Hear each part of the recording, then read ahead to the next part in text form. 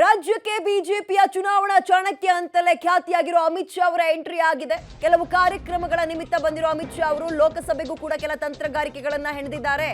ಸುತ್ತೂರು ಜಾತ್ರಾ ಮಹೋತ್ಸವದಲ್ಲಿ ನಾಯಕರು ಭಾಗಿಯಾಗ್ತಾರೆ. ಅಮಿತ್ ಶಾ ಜೊತೆಗೆ ಮೈತ್ರಿ ಬಳಿಕ ಒಂದೇ ವೇದಿಕೆಯಲ್ಲಿ ಎಚ್ಡಿಕೆ ಮತ್ತು ಅಮಿತ್ ಶಾ ಇಬ್ರು ಕಾಣಿಸ್ಕೊಳ್ತಾ ಇದ್ದಾರೆ.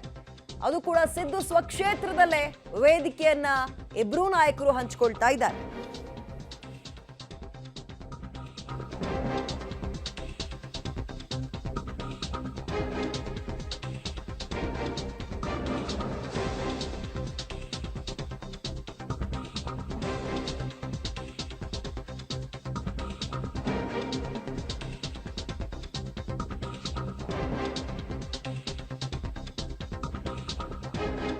ಸುತ್ತೂರು ಜಾತ್ರಾ ಮಹೋತ್ಸವದಲ್ಲಿ ಅಮಿತ್ ಶಾ ಜೊತೆಗೇನೆ ವೇದಿಕೆ ಹಂಚಿಕೊಳ್ತಾ ಇದ್ದಾರೆ ಮಾಜಿ ಸಿಎಂ ಎಚ್ಡಿಕೆ ಕೂಡ. ಕುಮಾರಸ್ವಾಮಿ ಮತ್ತು ವಿಜಯೇಂದ್ರ ಅವರಿಬ್ರು ಕೂಡ ವೇದಿಕೆಯಲ್ಲಿ ಕಾಣಿಸ್ಕೊಳ್ತಾರೆ. ಇವತ್ತು ಅವರಿಬ್ಬರಿಗೂ ಅಮಿತ್ ಶಾ ಅವ್ರನ್ನ ಹೊರತುಪಡಿಸಿದ್ರೆ 5 ನಿಮಿಷ ಮಾತನಾಡಕ್ಕೆ ಅವಕಾಶ ಇದೆ. ಅದಾದ್ಮೇಲೆ ಊಟಕ್ಕೂ ಕೂಡ ಒಟ್ಟಿಗೆ ಹೋಗ್ತಾರೆ. ಕಾರ್ಯಕ್ರಮ ಮುಗಿದ ಬಳಿಕ ಅಮಿತ್ ಶಾ ಜೊತೆಗೇನೆ ಬಿಜೆಪಿ ರಾಜ್ಯಾಧ್ಯಕ್ಷ ವಿಜಯೇಂದ್ರ ಮತ್ತು ಮಾಜಿ ಸಿಎಂ ಎಚ್ಡಿಕೆ ಅಮಿತ್ ಶಾ ಜೊತೆ ವೇದಿಕೆಯನ್ನ ಮಾಜಿ ಸಿಎಂ ಎಚ್ಡಿಕೆ ಕೂಡ ಹಂಚಿಕೊಳ್ತಾರೆ. ಈ ಸಂದರ್ಭದಲ್ಲಿ ಏನಾದರೂ ಚರ್ಚೆ ಮಾಡ್ತಾರಾ? ಇಲ್ಲೇ ಮಂಡ್ಯ, ಹಾಸನ ಅಥವಾ ಕ್ಷೇತ್ರ ಯಾರ್ಯಾರಿಗೆ ಎಷ್ಟೆಷ್ಟು ಸೀಟು ಹಂಚಿಕೆ ಇದ್ರ ಬಗ್ಗೆ ಏನಾದರೂ ಫೈನಲ್ ಮಾತುಕತೆ ಆಗುತ್ತಾ ಅನ್ನುವ ಕುತೂಹಲ ಇದೆ. ಫೈನಲ್ ಮಾತುಕತೆ ಅನ್ನೋದಕ್ಕಿಂತ ಚರ್ಚೆ ಏನಾದರೂ ಪ್ರಸ್ತಾಪಕ್ಕೆ ಬರ್ಬೋದಾ ಅಂತ ಹೆಚ್ಚಿನ ಡೀಟೇಲ್ಸ್ ನಮ್ಮ ಪ್ರತಿನಿಧಿ ರೋಹಿತ್ ನೀಡ್ತಾರೆ. ರೋಹಿತ್, ಒಂದು ಕಡೆ ಕಾರ್ಯಕ್ರಮ, ಮಗದೊಂದು ಕಡೆ ಎಲೆಕ್ಷನ್ ಹತ್ರ ಇದೆ. ಈ ಹಿನ್ನೆಲೆಯಲ್ಲಿ ಇವತ್ತಿನ ಈ ಕಾರ್ಯಕ್ರಮ ಎಷ್ಟು ಇಂಪಾರ್ಟೆಂಟ್?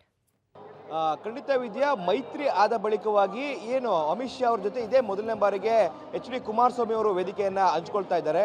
ಅದು ಕೂಡ ಸುತ್ತೂರು ಜಾತ್ರೆಯಲ್ಲಿ ಒಂದೇ ವೇದಿಕೆಯನ್ನ ಹಂಚ್ಕೊಳ್ತಾ ಇರುವಂಥದ್ದು ದೃಶ್ಯದಲ್ಲಿ ತೋರಿಸ್ತೀನಿ.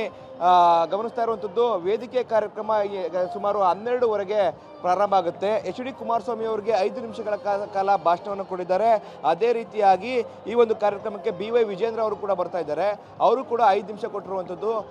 ಇನ್ನು ಉಳಿದಂತೆ ಅಮಿತ್ ಶಾ ಅವ್ರಿಗೂ ಕೂಡ ಭಾಷಣವನ್ನು ಮಾಡಿದ್ದಾರೆ. ಜೊತೆಗೆ ಪ್ರಮುಖವಾಗಿ ಗಮನಿಸಬೇಕಾದಂಥ ವಿಚಾರ ಏನಂತಂದ್ರೆ, ಮೈತ್ರಿ ಆದ ಬಳಿಕವಾಗಿ ಇದೇ ಮೊದಲನೇ ಬಾರಿಗೆ ಎಚ್.ಡಿ. ಕುಮಾರಸ್ವಾಮಿ ಅವರು ಅಮಿತ್ ಶಾ ಅವರ ಜೊತೆ ಏನು ವೇದಿಕೆಯನ್ನು ಹಂಚ್ಕೊಳ್ತಾ ಇದ್ದಾರೆ. ಈ ನಡುವೆ ಒಂದಷ್ಟು ರಾಜಕೀಯ ಮಾತುಕತೆಗಳು ನಡೀತವೆ ಅನ್ನೋ ಕೂಡ ಸಾಕಷ್ಟು ಕುತೂಹಲ ಮೂಡಿರುವಂಥದ್ದು. ಯಾಕಂದ್ರೆ ಇದಾದ ಬಳಿಕವಾಗಿ ಈ ಒಂದು ವೇದಿಕೆ ಕಾರ್ಯಕ್ರಮವಾದ ಬಳಿಕವಾಗಿ ಕೋರ್ ಕಮಿಟಿ ಸಭೆ ಇರುವಂಥದ್ದು.